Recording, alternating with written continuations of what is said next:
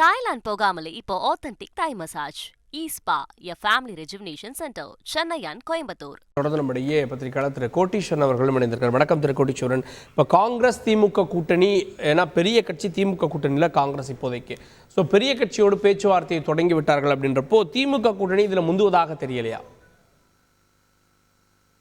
தமிழகத்தை பொறுத்தவரையிலும் திமுக கூட்டணிக்கோ இல்ல காங்கிரஸோட அந்த கூட்டணிக்கோ எந்தவித பிரச்சனையுமே வராது.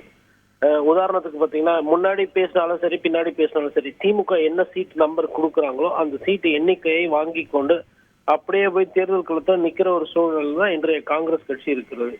உதாரணத்துக்கு வந்து பாத்தீங்கன்னா, 5 மாநில தேர்தலில் ஒரு 4 மாநில தேர்தல் தோற்றத்துக்கு பிறகு காங்கிரஸ் கட்சியினுடைய அந்த பேர பேசுறது இல்ல வந்து சீட்டு அதிகமா கேட்கறது, அந்த மாதிரி விஷயங்கள் எல்லாமே குறைந்து உள்ளது.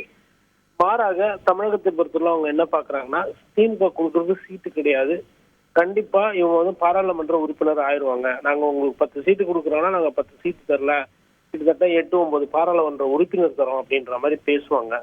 ஸோ இது வந்து ஒரு சம்பிரதாயத்துக்கு தமிழகத்தை பொறுத்தவரை நடக்குது.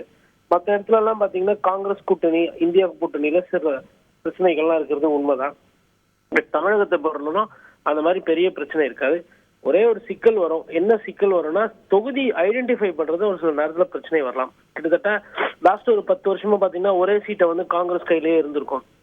அந்த சீட்டை இந்த வாட்டி வேணா திமுக வாங்கணும், இல்ல இவங்களுக்கு ஒரு சில சீட்டு புதுசா தேவைப்படலாம். அந்த மாதிரி சீட்டு ஐடென்டிஃபை பண்றதுல பிரச்சனை வருமே தவிர்த்து மற்றபடி இந்த கூட்டணியில வந்து விரிசலோ இல்ல பிரச்சனையோ தமிழகத்தை பொறுத்தவரையிலும் காங்கிரஸ்க்கு வரா மாதிரி எதுவும் தெரியவில்லை. ஓகே, இப்போது தமிழ்நாட்டில் எந்த பிரச்சனையும் இல்லை அப்படின்றப்போ இந்தியா கூட்டணியில் இருக்கக்கூடிய சிக்கல்கள் இப்போ தமிழ்நாட்டுடைய தொகுதி பங்கீடு மூலமாக ஒரு ஃபார்முலா கிரியேட் ஆகும். ஏன்னா வந்து உத்தரப்பிரதேசம் நம்ம பார்க்குறோம், மேற்கு வங்கத்தில் இது சக்ஸஸ் ஆகலை, இன்னும் வந்து மம்தா மனம் மாறுவாரான்ற கேள்விகள்லாம் இருக்கிறது.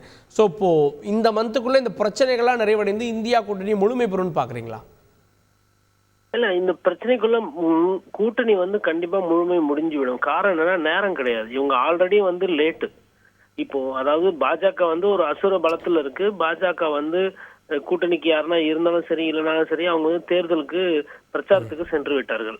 பத்தாவதுக்கு அவர்களுக்கு என்னைக்கு தேர்தல் அறிவிப்பு வரப்போகுது என்னன்றது காங்கிரஸை விட முன்கூட்டியே தெரியும். தாய்லாந்து போகாமலே இப்போ authentic Thai massage Espa a family rejuvenation centre Chennai and Coimbatore.